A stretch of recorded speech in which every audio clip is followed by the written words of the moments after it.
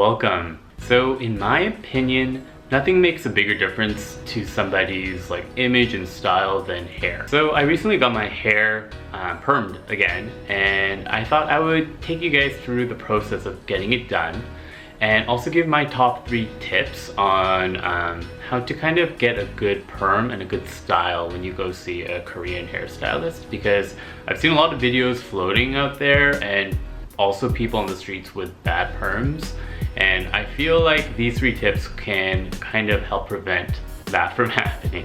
So first things first, this is what my hair looked like 2 weeks ago. So there was no volume, the curls were gone. It looked just not very styled or really neat in any shape or form. So I went into the hair salon and decided to get it permed. So I did a video on the whole process of getting a perm, and I'll link that video below. And this time I did pretty much everything in a similar manner, I would say. So basically, to give you a summary of what happens during a perm, you basically apply a chemical, it breaks the structure of your hair. The hairstylist will apply curlers to your hair, and then they'll set it with heat, and then they will deactivate the chemical thereafter, and then basically remove the rollers, and then voila, you have permed hair. Great. So in that process, a lot of stuff can go wrong, and I've kind of come up with 3 of my top tips in terms of making sure you get a good perm. So tip 1, and it's probably the biggest mistake that I've seen kind of go around, and it's basically using rollers that are too small. When this roller is really thin, you're gonna get ringlets in your hair, and in my opinion, I don't really like that look. Yes, this basically if you use a tighter, a thinner roller, your hair will be curlier, yes, but for a lot of guys that get perms, they have short hair to begin with.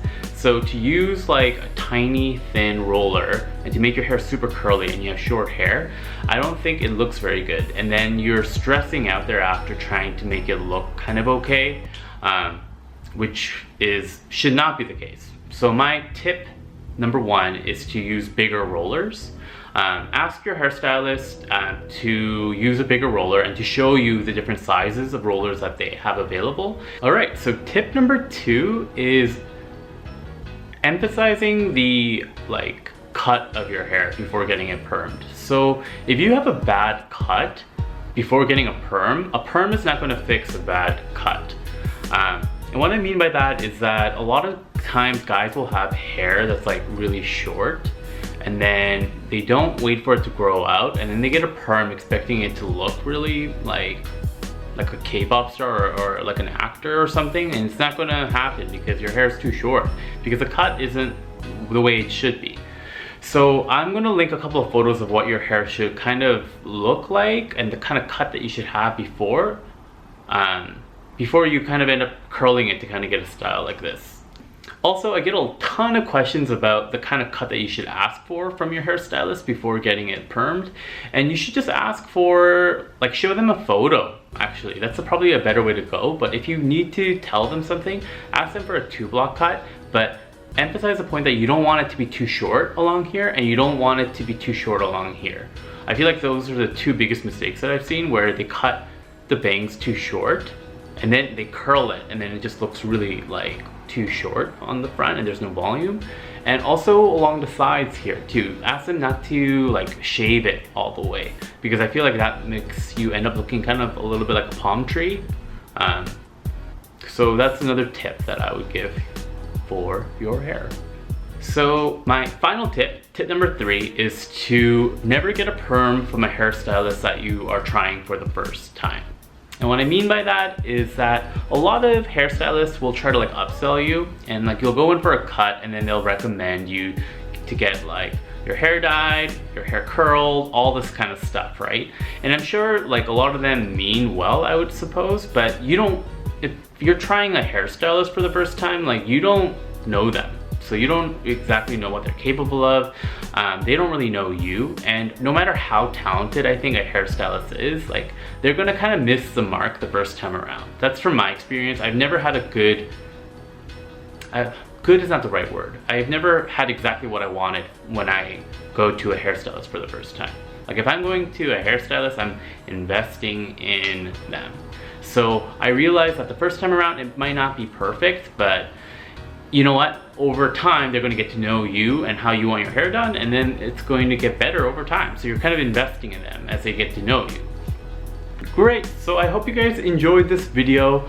I've inserted some clips of myself getting my hair perm, and here's the before and after of my transformation. And for those that think that like this is like way too extra and too much to like get done for your looks, like honestly, a perm, you do it basically to reduce the time that you spend styling your hair.